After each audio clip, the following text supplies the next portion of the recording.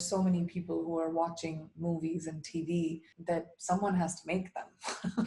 That's my job. I've been growing my hair in lockdown, as you can see.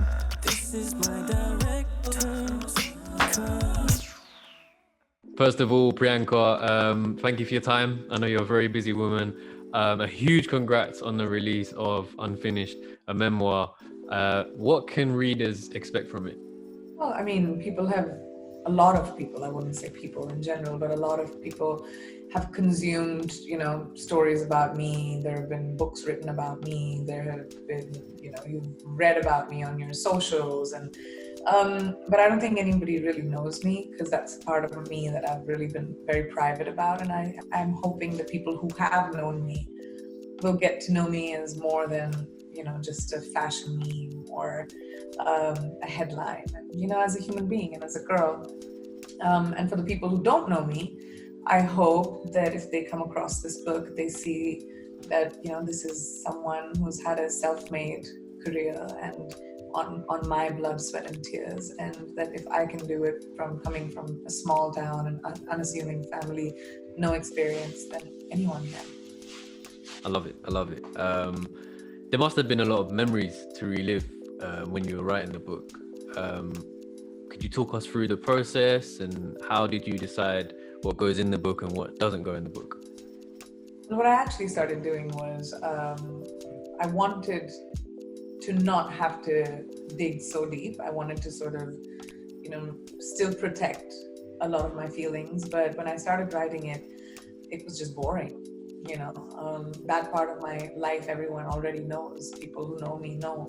So I had to dig in really deep, and I just wrote everything initially. I worked backwards. I wrote everything. I treated it like a diary, from my first memory to my last memory.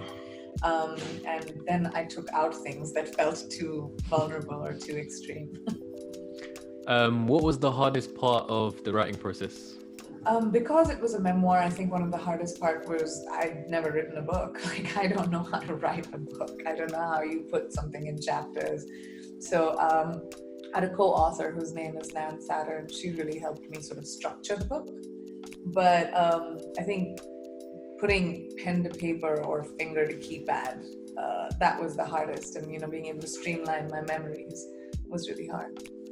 What would you say was your biggest differences and similarities between writing a book and, say, writing and producing a movie, a film? I don't think they're the same at all. I think they're very different mediums. They're creative. That's the similarity, is that both of them are extremely creative, but they're very different mediums, have a very different technique to the approach, require a different side of you to activate within the creativity. Your recent movie, The White Tiger, on Netflix, I did watch it. It's a really good film. It's been doing amazingly well. What was it like playing a dual role as a producer and an actor? Well, I'm very proud of this movie for many, many reasons, but to see an all-Indian star cast in being the #1 movie in the world on the largest streaming platform in the world is historic. And, we wouldn't have seen that a few years ago, and we haven't seen that.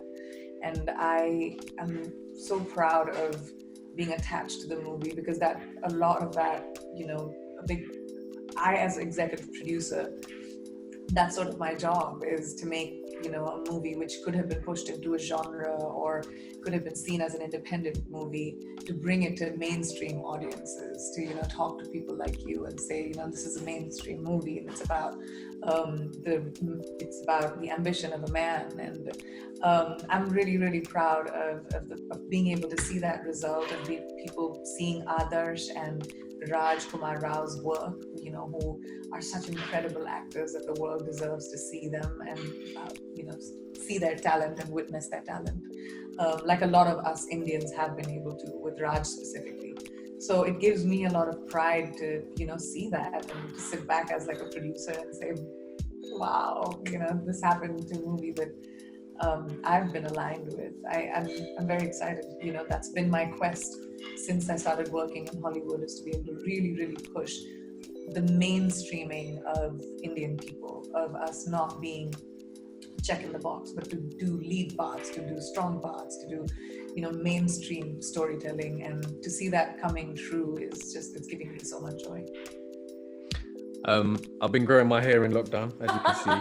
And I know you recently launched your own vegan hairline. Could you tell us a bit about that? I started investing in various companies, and I started realizing that, the things that I wanted to invest in were the things that I believed were a gap in the market. And I, for many reasons, wanted to get into beauty. For almost 20 years, I've used every kind of beauty product on my face and my hair, because that's literally my job, to have all these things that I use by professionals. But I'm not a professional. I'm an everyday girl. When I wash my hair, I don't know all these like 50,000 products that are pre-primers and bonder, and I don't know those things. And I decided the gap in the market that I saw was all the superior products which were vegan, clean, which didn't have all the bad things like the parabens and the sulfates and the mineral oil. All that stuff was so expensive. It was absolutely inaccessible to at least my teenage self when I was shopping with hair down to here. And also having been a lot more conscious of the earth in the last few, and the environmental crisis that we're living through, the beauty and the fashion industry needs to take responsibility of how much waste we create. And the fact that we could spend so little money on our packaging, and all of it is made from recycled plastic from oceans and landfills, and will be made into recycled plastic again. Our cap is literally 3 cents. That's how little we've spent on the bottle, that we could spend so much more on the product. And it's good for your hair. Now it's good for the environment, and it's at an affordable cost that everyone can access. And it's just 8 products right now, because that's the stuff that I know, like shampoo, conditioner, a couple of types of shampoo, conditioner, dry shampoo, hair mask. I'm very simple. So that's what the line is at the moment. But I just see the trifecta of being affordable, environmentally conscious, great products. It just doesn't exist in the hair market. And I'm really glad to be able to show the beauty business that, you can kind of do it. You should be responsible. You just wrapped up filming Text For You right here in London, in my hometown. What was it like filming during the pandemic and the lockdown here, and how was the move for you to London? Seeing London shut down like this is really sad. London is such a alive city, and I've had so many wonderful experiences and shoots here. But I'm also happy to be at work. I'm glad to be at work when I know so many other people are not being able to do that. But it's also scary because there are so many people who are watching movies and TV that someone has to make them. That's my job. But it's scary when I go to set. As an actor, I have to take my mask off, and I have to trust, even though we're all being tested every day, and that part is really scary, especially when you're in the middle of a national lockdown. But the UK government allows for film and TV shoots, I guess, which is fine. We're safe, but it's daunting, to take your mask off every day when you go to work. Also, whilst in the UK, you've been announced as a British Fashion Council ambassador. What more can you share about the role as an ambassador for a positive change? Well, I'm extremely excited about, aligning with the British Fashion Council, because I really want to be able to, showcase specifically designers and fashion from my part of the world, India and the countries around India, sort of the Asian subcontinent. And I think, being able to bring a lot more diversity within British fashion and the Fashion Council, and being able to showcase British Asians, and is something that I'm really, really excited about bringing to the fore. And that's the change that I would like to see, and I definitely think it'll be positive. With everything that's been going on in the world, what have you been doing the last year or so to take a break? relax, unwind? Even though I've been so far away from my friends and family, what I have done to unwind is actually talk to them. Really call people, just talk to people, stay in touch a lot more than I used to, appreciate my family and my friends and my life, have a sense of gratitude every day. I play a game where I will text anyone whenever I remember.